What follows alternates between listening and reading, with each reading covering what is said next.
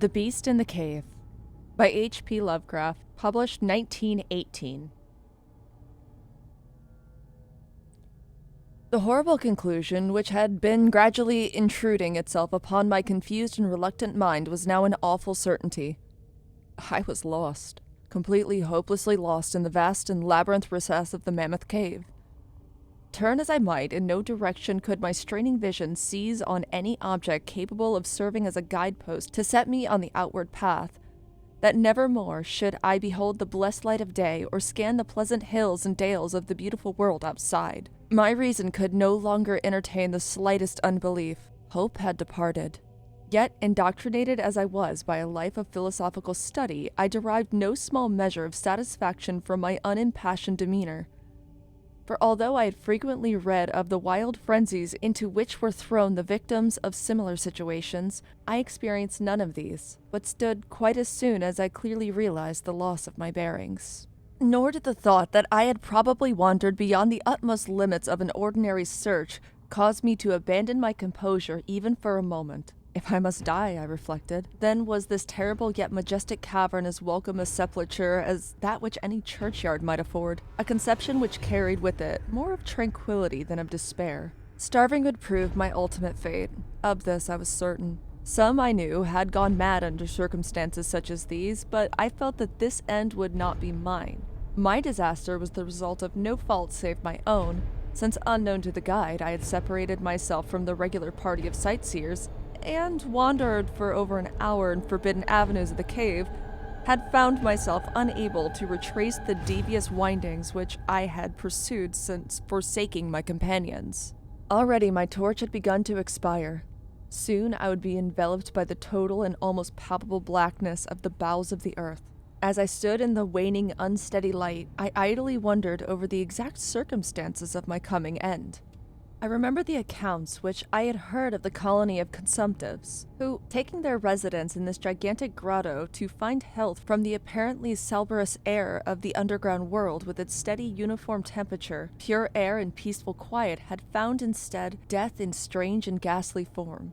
I had seen the sad remains of their ill-made cottages as I passed them by with the party, and had wondered what unnatural influence a long sojourn in this immense and silent cavern would exert upon one as healthy and vigorous as I. Now, I grimly told myself, my opportunity for settling this point had arrived, provided that want for food should not bring me too speedy a departure from this life. As the last fitful rays of my torch faded into obscurity, I resolved to leave no stone unturned, no possible means of escape neglected. So, summoning all the powers possessed by my lungs, I set up a series of loud shoutings in the vain hope of attracting the attention of the guide in my clamor. Yet, as I called, I believed in my heart that my cries were to no purpose, and that my voice, magnified and reflected by the numberless ramparts of the black maze about me, fell upon no ears save my own.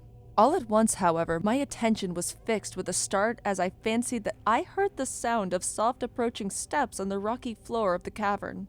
Was my deliverance about to be accomplished so soon? Had then all of my horrible apprehensions been for naught, and was the guide, having marked my unwarranted absence from the party, following my course and seeking me out in the limestone labyrinth? Whilst these joyful queries arose in my brain, I was on the point of renewing my cries, in order that my discovery might come sooner, when in an instant my delight was turned to horror as I listened. For my ever-acute ear, now sharpened in even greater degree by the complete silence of the cave, bore to my benumbed understanding the unexpected and dreadful knowledge that these footfalls were not like those of any mortal man. In the unearthly stillness of this subterranean region, the tread of the booted guide would have sounded like a series of sharp and incisive blows. These impacts were soft and stealthy, as of the paws of some feline. Besides, when I listened carefully, it seemed to trace the falls of 4 instead of 2 feet.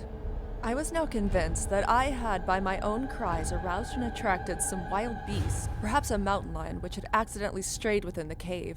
Perhaps, I considered, the Almighty had chosen for me a swifter and more merciful death than that of hunger, yet the instinct of self-preservation, never wholly dormant, was stirred in my breast. And though escape from the oncoming peril might but spare me for a sterner and more lingering end, I determined, nevertheless, to part with my life at as high a price as I could command. Strange as it may seem, My mind conceived of no intent on the part of the visitors save that of hostility. Accordingly, I became very quiet, in the hopes that the unknown beast would, in the absence of a guiding sound, lose its direction as had I, and thus pass by me. But this hope was not destined for realization, for the strange footfalls steadily advanced, the animal evidently having obtained my scent, which, in an atmosphere so absolutely free from all distracting influences as is that of the cave, could doubtlessly be followed at great distance.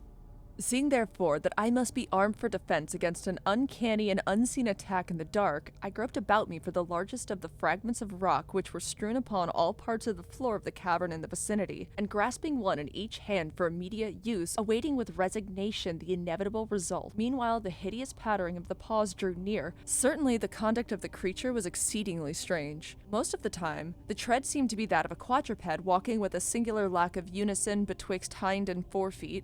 Yet at brief and infrequent intervals, I fancied that but 2 feet were engaged in the process of locomotion.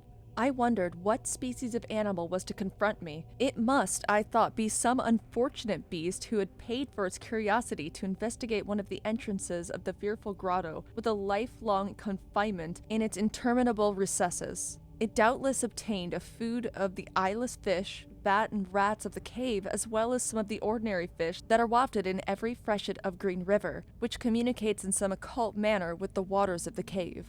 I occupied my terrible vigil with grotesque conjectures of what alteration cave life must have wrought on the physical structure of the beast, remembering the awful appearances ascribed by local tradition to the consumptives who had died after long residence in the cave. Then I remembered, with a start, that even should I succeed in felling my antagonist, I should never behold its form, as my torch had long since been extinct, and I was entirely unprovided with matches. The tension on my brain now became frightful. My disordered fancy conjured up hideous and fearsome shapes from the sinister darkness that surrounded me, and that actually seemed to press upon my body. Nearer and nearer the dreadful footfalls approached. It seemed that I must give vent to a piercing scream, yet I had been sufficiently irresolute to attempt such a thing. My voice could scarce have responded.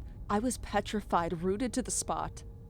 I doubted if my right arm would allow me to hurl its missile at the oncoming thing when the crucial moment should arrive. Now that the steady pat-pat of the steps was close at hand, now very close, I could hear the labored breathing of the animal, and terror-struck as I was, I realized it must have come from a considerable distance and was correspondingly fatigued. Suddenly the spell broke. My right hand, guided by my ever-trustworthy sense of hearing, threw with full force the sharp-angled bit of limestone which it contained toward the point in darkness from which emanated the breathing and pattering, and, wonderful to relate, it nearly reached its goal, for I heard the thing jump, landing at a distance away, where it seemed to pause. Having readjusted my aim, I discharged my second missile, this time most effectively, for with a flood of joy I listened as the creature fell in what sounded like a complete collapse and evidently remained prone and unmoving. Almost overpowered by the great relief which rushed over me, I reeled back against the wall. The breathing continued, in heavy, gasping inhalations and expirations, whence I realized I had no more than wounded the creature, and now all desire to examine the thing ceased. At last something allied to groundless superstition's fear had entered my brain, and I did not approach the body, nor did I continue to cast stones at it in order to complete the extinction of its life. Instead, I ran at full speed in what was, as nearly as I could estimate in my frenzied condition, the direction from which I had come. Suddenly I heard a sound, or rather a regular succession of sounds. In another instant they had resolved themselves into a series of sharp metallic clicks. This time there was no doubt. It was the guide. And then I shouted, yelled, screamed, even shrieked with joy as I beheld in the vaulted arches of the faint and glimmering effluence, which I knew to be the reflected light of an approaching torch. I ran to meet the flare, and before I could completely understand what had occurred, was lying upon the ground at the feet of the guide, embracing his boots and gibbering, despite my boasted reserve, in a most meaningless and idiotic manner, pouring out my terrible story, and at the same time overwhelming my auditor with protestations of gratitude. At length, I awoke to something like my normal consciousness. The guide had noted my absence upon the arrival of the party at the entrance of the cave, and had, from his own intuitive sense of direction, proceeded to make a thorough canvass of by-passages just ahead of where he had last spoken to me, locating my whereabouts after a quest of about 4 hours.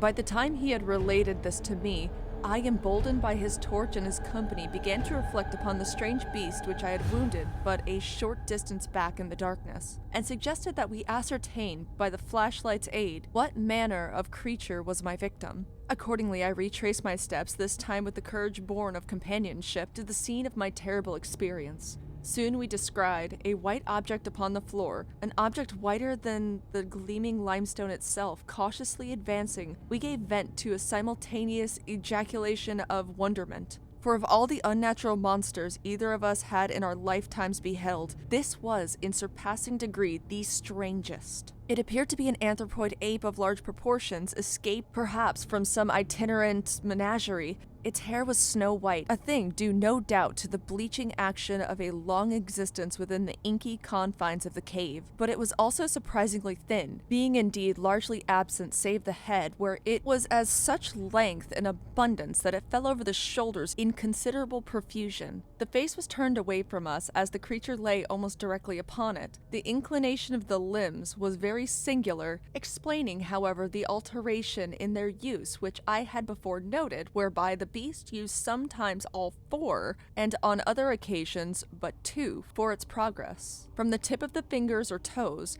long rat-like claws extended. The hands or feet were not prehensile, a fact that I ascribed to the long residence in the cave which, as I before mentioned, seemed evident from the all-pervading and almost unearthly whiteness so characteristic of the whole anatomy. No tail seemed to be present. The respiration had now grown very feeble, and the guide had drawn his pistol with the evident intent of dispatching the creature, when a sudden sound emitted by the latter caused the weapon to fall unused. The sound was of a nature difficult to describe. It was not like the normal note of any known species of simian, and I wonder if this unnatural quality were not the result of long-continued and complete silence, broken by the sensation produced by the advent of the light, a thing which the beast could not have seen since its first entrance into the cave. The sound, which I might feebly attempt to classify as a kind of deep-toned chattering, was faintly continued. All at once, a fleeting spasm of energy seemed to pass through the frame of the beast. The paws went through a convulsive motion and the limbs contracted. With a jerk, the white body rolled over so that its face was turned in our direction. For a moment, I was so struck with horror at the eyes thus revealed that I noted nothing else. They were black. Those eyes, deep, jetty black, in a hideous contrast to the snow-white hair and flesh. Like those of other cave denizens, they were deeply sunken in their orbits and were entirely destitute of iris. As I looked more closely, I saw that they were set in a face less prognathous than that of the average ape, and infinitely less hairy. The nose was quite distinct. As we gazed upon the uncanny sight presented to our vision, the thick lips opened and several sounds issued from them, after which the thing relaxed in death. The guide clutched my coat sleeve and trembled so violently that the light shook fistfully, casting weird moving shadows on the walls. I made no motion, but stood rigidly still, my horrified eyes fixed upon the floor ahead. The fear left, and wonder, awe, compassion, and reverence succeeded in its place, for the sound uttered by the stricken figure that lay stretched out on the limestone had told us the awesome truth. The creature I had killed, the strange beast of the unfathomed cave, was, or had at one time, been a man.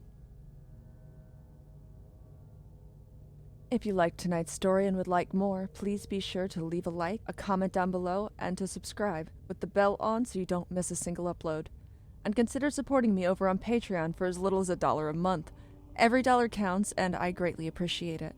Remember to stay hydrated and stay spooky, and I'll see you in the next one. Bye.